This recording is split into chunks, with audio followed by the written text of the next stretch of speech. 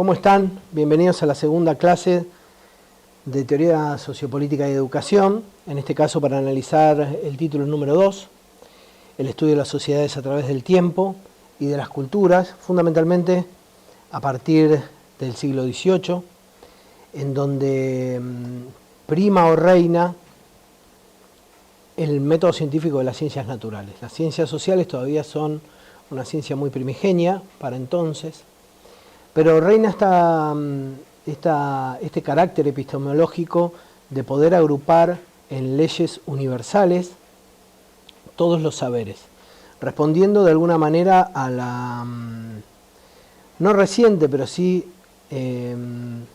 paulatina incorporación de un método científico que después va a caracterizar la ciencia del siglo XIX. En el sentido de poder explicar con leyes generales determinados conceptos teóricos desde lo científico.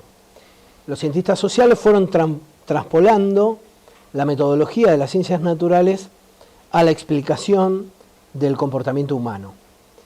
De más está decir que el comportamiento humano, establecerlo por carácter de leyes universales a culturas muy disímiles, bueno, tenía su problemática, pero los evolucionistas comenzaron a desarrollar estas teorías de acuerdo con los diarios de viajeros que podían analizar algunos principios de las culturas que conocían y fueron estableciendo algunos parámetros que les permitieron compararlas además. Para el momento hablamos de evolución fundamentalmente por Charles Darwin, que desde las ciencias naturales rompió el fijismo de las especies, que hasta el momento constaban de un misticismo bastante importante. Piensen que para entonces el ser humano es elegido por un ser sobrenatural para tener raciocinio y es uno de los pocos que tiene una sobrevida después de la muerte incluso. Y el evolucionismo viene a contraponer las teorías que durante miles de años la humanidad había sostenido, planteando que de alguna manera las razas animales tenían un sentido y único camino de evolución, de acuerdo se adaptaran o no al medio. En tal sentido, Darwin plantea que hay un componente genético, sanguíneo, muy importante para esa evolución y esa adaptación al medio juega para transformar ese componente genético y la raza que se adapte mejor al cambio del medio va a ser la que va a lograr sobrevivir de algún modo. En tal sentido, cuando los cientistas sociales hablan de evolucionismo social, comienzan a establecer parámetros a nivel mundial de estadios evolutivos en los cuales se podía deducir el carácter de desarrollo de cada una de las sociedades que estudiaban. Ellos plantearon 3 estadios fundamentales, en principio el salvajismo, la barbarie y la civilización, en torno a la producción o desarrollo de su progreso técnico, llamémosle así, la manera por la cual sostenían la vida, su actividad económica primigenia. En el salvajismo, esa actividad constaba fundamentalmente de la caza y la recolección. Son sociedades fundamentalmente nómadas porque, bueno, bien, van persiguiendo la manada de animales que le da sustento y o la recolección de frutos que va agotándose en diferentes zonas y entonces tienen que trasladarse. Las más características son las tribus de pueblos originarios de nuestro país, los que más al sur están, ¿verdad? Posteriormente a ello había como un estadio evolutivo un poco más avanzado, que era la barbarie. La barbarie tenía como fundamento para ser bárbaro el hecho de que esa comunidad o cultura basara el sustento de la vida social en la agricultura. una agricultura incipiente con domesticación de animales, por lo cual ya implica que hay algo de sedentarismo.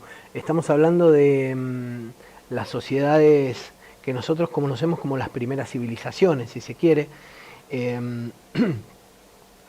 sur, acá, digo. Y hay otro estadio superior llamado civilización, y que básicamente está compuesto por la producción industrial de manufacturas, muy rudimentarias todavía, es cierto, pero que ya no dependen solo de la siembra y de la cosecha, sino que además hay una pequeña burguesía naciente que le da origen al protocapitalismo, digamos, en su momento, y luego, ya más centrado en el siglo XVII, el capitalismo, el siglo XVIII, perdón, el capitalismo que hoy conocemos, digamos, de intercambio de capital. En tal caso, estos tres estadios, justificaban de alguna manera una línea única de progreso en cuanto a desarrollo técnico que acababa o tenía su punto cúlmine o más desarrollado o con mayor progreso en las sociedades occidentales europeas. En tal sentido, tendríamos como primer análisis decir que si el evolucionismo social preveía adaptaciones del darwinismo, entendemos que Spencer, su principal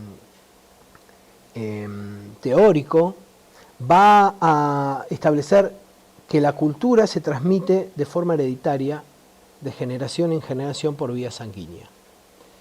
Acá hay un concepto que deberíamos analizar, y es que si es así, y si las leyes del evolucionismo plantean que hay una supervivencia del más apto, era justificable para entonces el hecho del exterminio de las sociedades más primitivas.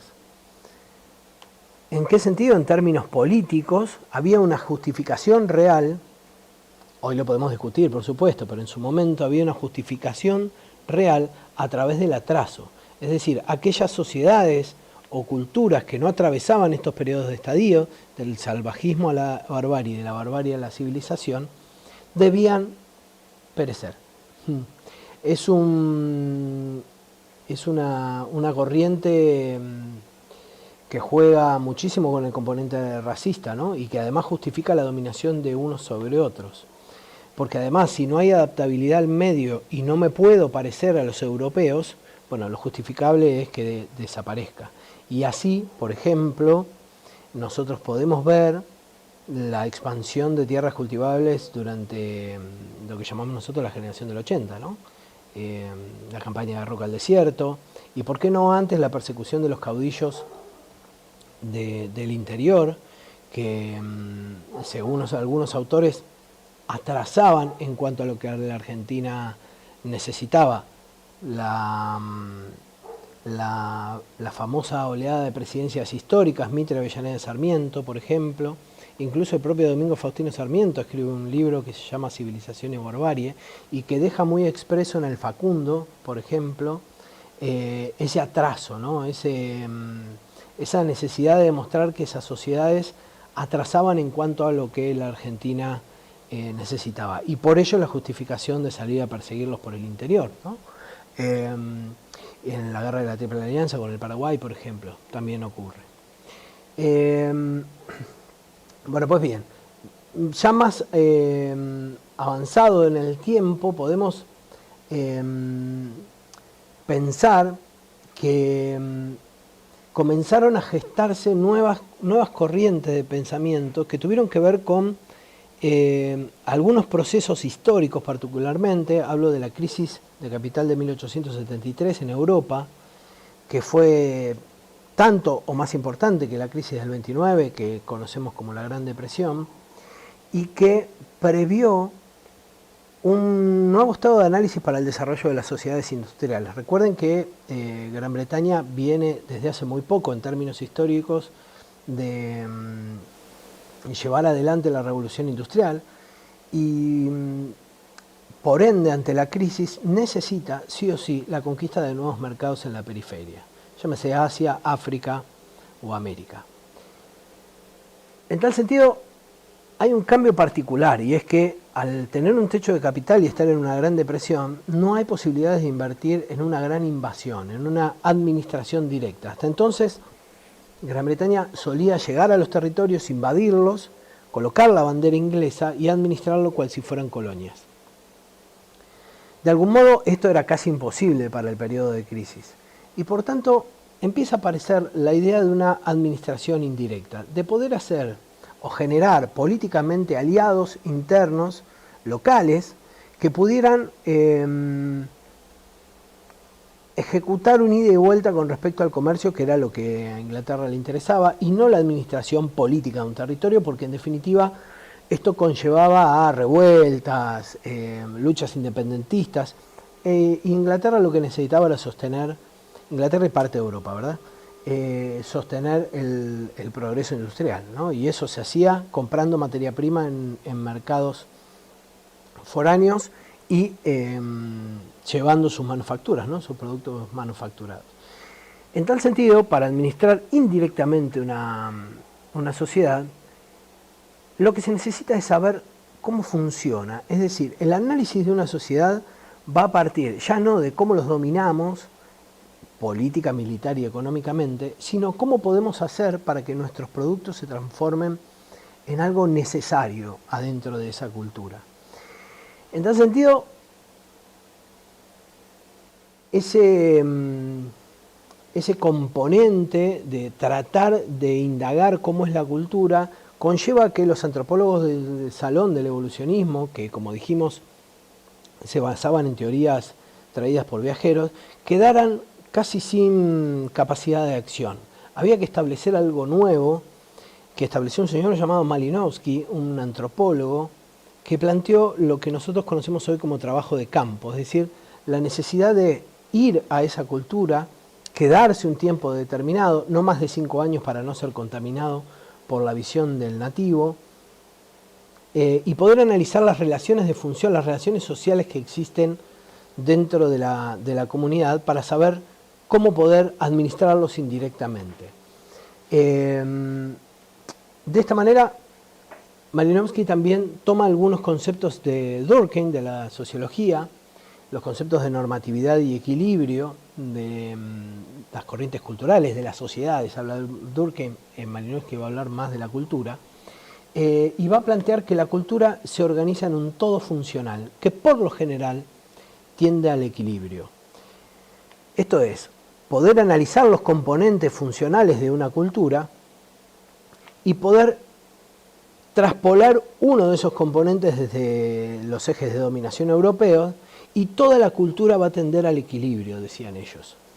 En tal sentido, también se parece un poco al organicismo, en tanto que ese todo ordenado y funcional necesita orden para progresar, y se ve, digo organicismo, ver a la sociedad como un organismo vivo, se entiende al conflicto como una patología. Si este todo armónico, orgánico y funcional, por alguna razón, no está funcionando, hay que tomar ese conflicto o esa patología y extirparlo. También es un componente muy importante en cuanto a la dominación, porque al igual que el evolucionismo va a justificar el uso de la fuerza para la dominación, ¿no? Porque el conflicto obviamente no tardó en llegar. De todas maneras, hay algo un poco más interesante en este todo funcional que es la cultura para Malinowski, para el funcionalismo, que es que para Malinowski la cultura responde a dos variables. La primera es la satisfacción de necesidades. ¿Cómo se crea? ¿Cómo se gesta? ¿Por qué la cultura es como es? Bueno, es porque responde a la satisfacción de necesidades, según él, ¿verdad? ¿Qué necesidades? Necesidades básicas y necesidades derivadas. En el caso de las necesidades básicas tienen que ver con el componente más, vamos a usar un término bastante complejo que acabamos de criticar, más primitivo, más salvaje de nuestra humanidad. Voy a poner un ejemplo sencillo para que se entienda. Cuando nuestra cultura necesita sobrevivir un determinado tiempo, necesitamos reproducirnos para que ello suceda. la humanidad toda para sobrevivir necesita más de una generación. Por lo tanto, tenemos por un lado la reproducción como necesidad básica y si se quiere podemos hablar del libido sexual, ¿verdad? Para ello hay una necesidad derivada que es cómo lo hacemos. Sé que algunos estará bromeando en casa con la pregunta que acabo de hacer, pero en nuestra cultura, para satisfacer las necesidades de reproducción y libido sexual, la cultura occidental, no toda, digamos nuestra, la latinoamericana y por qué no la argentina, adoptó lo que nosotros conocemos como pareja o monogamia. No estamos acostumbrados a ser personas que piensan en la reproducción por fuera de un esquema de la pareja. Digo no estamos acostumbrados, la cultura es un ida y vuelta como estudiamos la clase pasada, por lo cual algunas cosas están empezando a cambiar. Pero por lo menos aquellos que ya pisamos más de 30, digámoslo así, para parecer más joven, entendemos que la concepción, la reproducción, tiene que ver con un núcleo que nosotros consideramos familia. En tal sentido, esa familia o núcleo duro, para constituir la reproducción, nosotros lo establecemos a través de la monogamia. Esto puede variar, obviamente, en casos particulares, pero en la generalidad nosotros establecemos la monogamia como forma de constitución familiar. La segunda variable a la cual, dijimos, satisfacción de necesidades básicas y derivadas, y la segunda variable que hay que tener en cuenta, según Malinowski, es que la cultura para sobrevivir no solo satisface necesidades, sino que además, a partir de esas necesidades, crea instituciones. Para decirlo claramente, si una tribu primitiva por primera vez había aprendido o había podido con algún mecanismo particular cazar un gran animal con lo que nosotros conocemos hoy como un operativo cerrojo, digamos, empujar al animal para que atraparlo al final.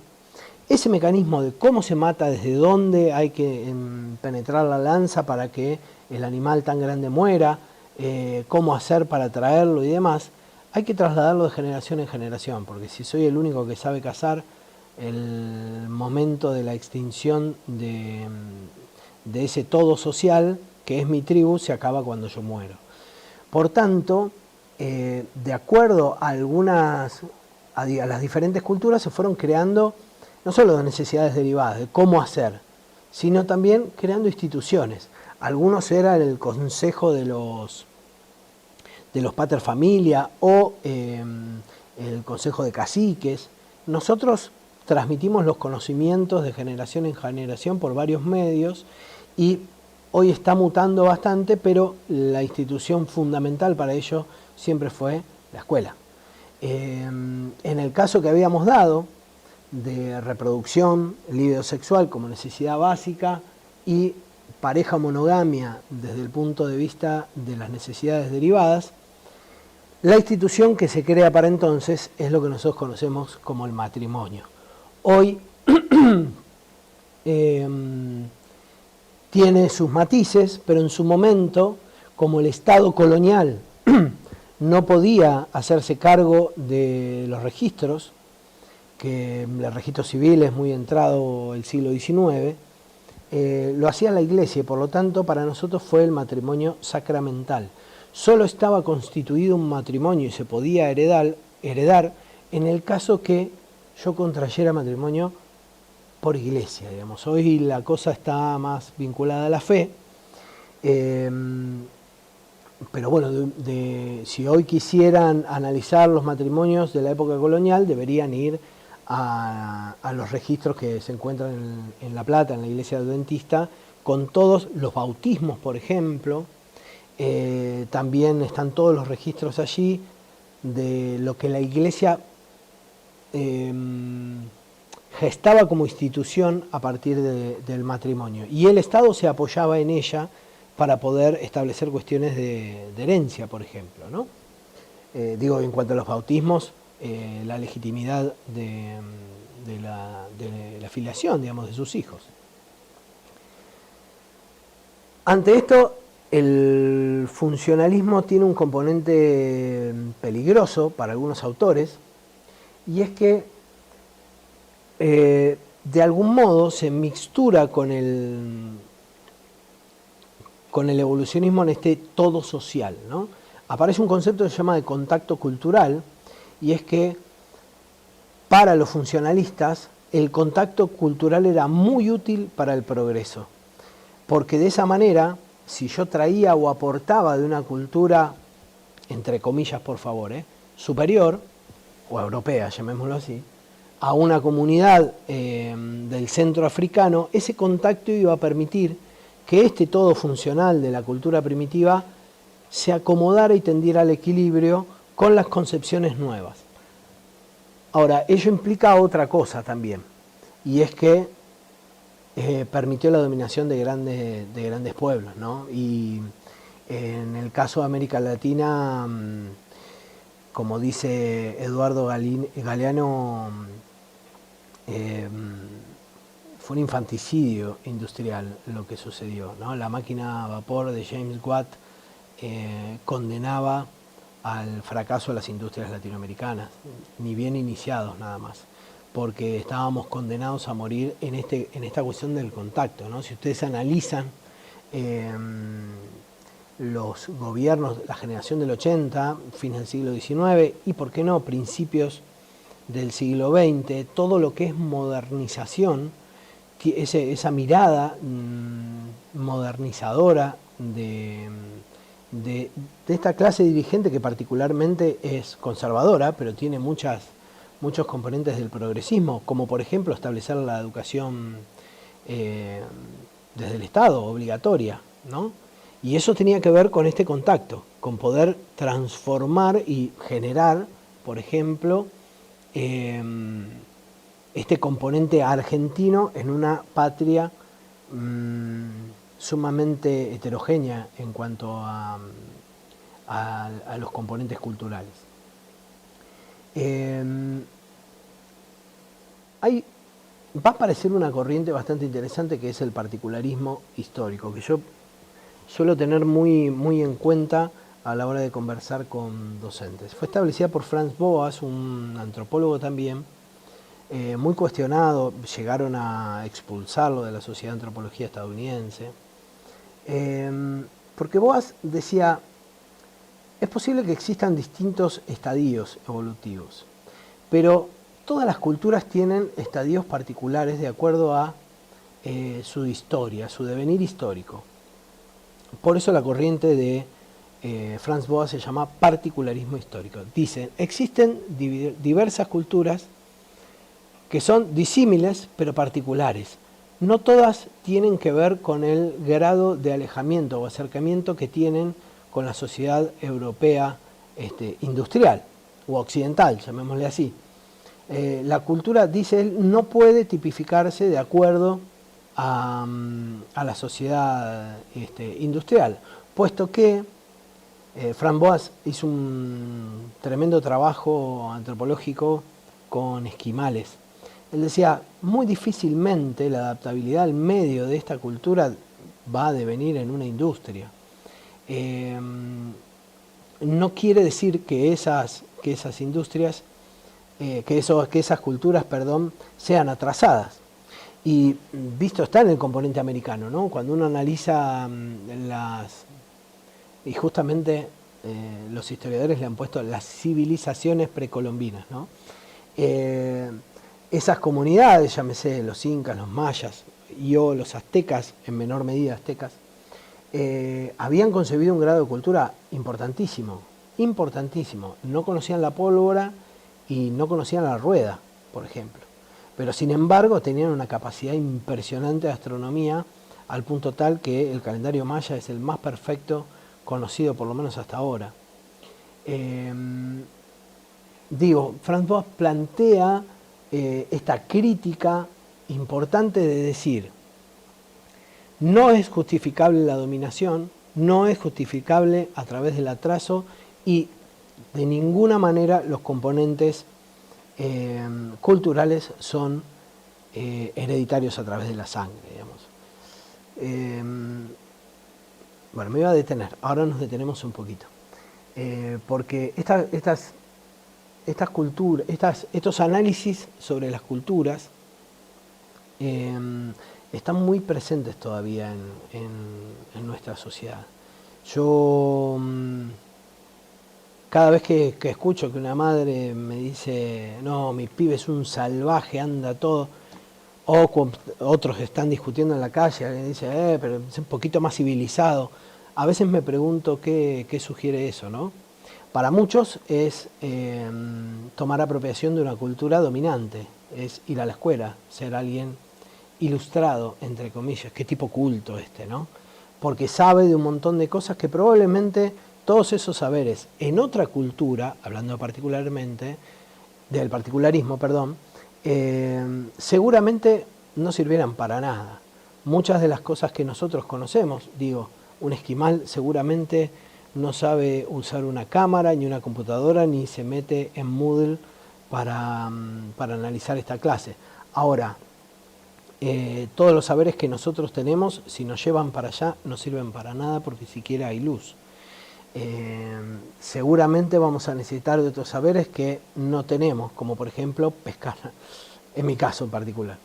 Digo, para que vayamos analizando estas cuestiones de que parecen solo teoría y que luego están muy patentes en la sociedad, ¿no? Y en la escuela más que en ningún otro lado.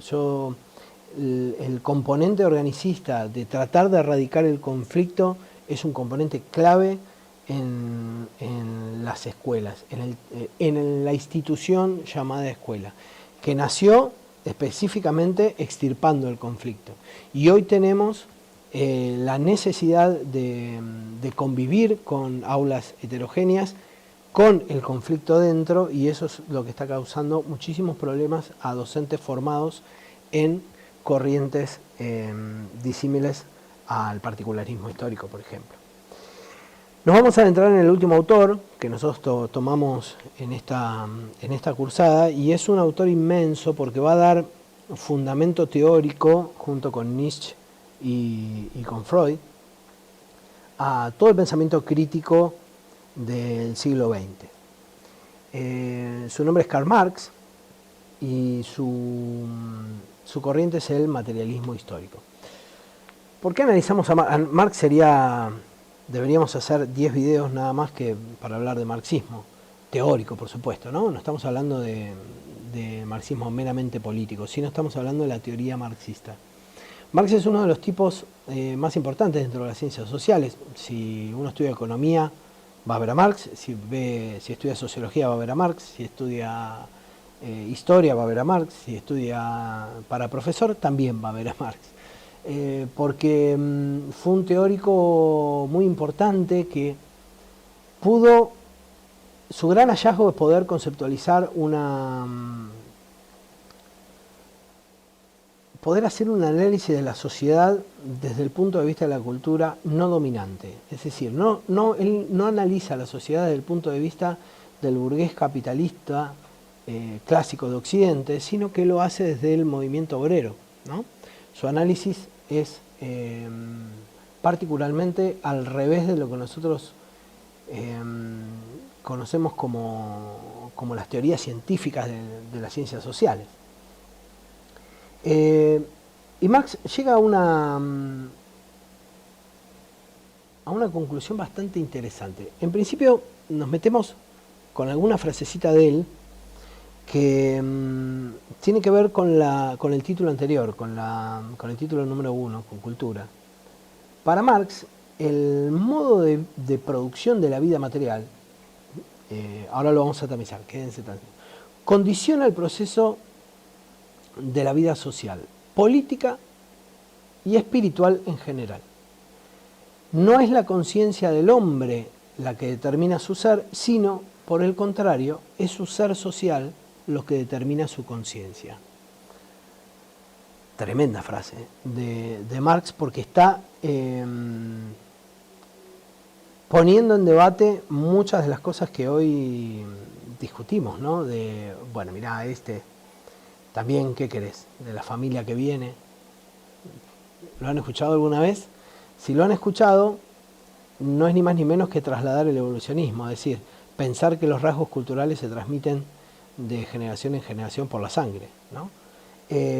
Sin embargo, Marx está como contraponiéndose a ello. El conjunto de las relaciones de producción, hablamos de las relaciones de producción cotidianas, forman la estructura económica de una sociedad, dice Marx. ¿Cuál es el planteo? Dice Marx, para analizar una cultura, toda cultura va a tener una estructura. Esa estructura es siempre netamente económica. Como decíamos, en la producción, leo nuevamente a Marx textual, en la producción social de su vida, los hombres contraen determinadas relaciones necesarias e independientes de su voluntad. Relaciones de producción que corresponden a una determinada fase de desarrollo de sus fuerzas productivas materiales. En esas relaciones es que se produce la estructura cultural, dice Marx. La estructura de una sociedad es netamente económica. Si uno quisiera analizar cómo es una cultura, probablemente iría a analizar los rasgos normativos. Por ejemplo, cómo es el gobierno, qué se puede y qué no se puede hacer en la economía, no sé, todo lo que rige la vida política, gubernamental, social, está particularmente en las leyes. Si uno analiza la Constitución Nacional, va a encontrar allí muchos de los rasgos característicos de lo que es nuestro país. Ahora, sin embargo, Marx dice, bueno, pero en los órganos legales máximos de los países, encontrarán también que están apoyados en una estructura económica. Por ejemplo, en nuestra Constitución, una de las cosas que se garantizan es el liberalismo, es decir, las libertades individuales, y por otro lado, se garantiza en esas libertades individuales la libre empresa y la propiedad privada. Como hay propiedad privada, la estructura económica de nuestro país es capitalista. En tal sentido, a partir de allí también se apoya todo lo que es la organización política de una sociedad, que también se encuentra junto con el compuesto general de leyes en lo que Marx denomina la superestructura. Una superestructura con el órgano legal y la política apoyados en una estructura siempre económica. Y por sobre ella todo lo demás, la religión, el arte, todos los demás componentes de una cultura se van a encontrar allí. Es interesante el análisis porque de algún modo Marx, cuando se pone un poco más filósofo, le va a dar justificación a sus teorías políticas, además de teorías científicas. ¿Y por qué? Porque para Marx el individuo es materia y el trabajo es la actividad esencial del hombre, dice él. En el sentido de que el hombre es hombre, y organiza una definición bastante filosófica, donde plantea el hombre es hombre en tanto, relacionándose con la naturaleza, produzca su propio mundo material. Pongamos un ejemplo, una pareja de individuos que posee una determinada cantidad de terreno, labra la tierra, siembra trigo, lo cosecha, en un pequeño molino que tienen de piedra hacen harina, con esa harina la mezclan con agua y grasa, la llevan al horno y hacen pan, y ese pan es lo que los hace hombre. Es el mundo que ellos mismos han creado. Esa misma relación de la naturaleza y transformación en mundo por mis propios medios es lo que nos hace hombre. Ahora bien, Marx analiza la sociedad industrial y da cuenta de que, pues entonces, si mi definición de hombre es esa, el hombre en la sociedad occidental no es hombre. Se encuentra alienado. ¿Por qué? Vayamos entonces a una familia estas dos personas que ahora trabajan en una fábrica de pan lactal, por ejemplo, y donde la señora recibe las bolsas de harina y el señor baja la palanca de la máquina que los rebana a los panes.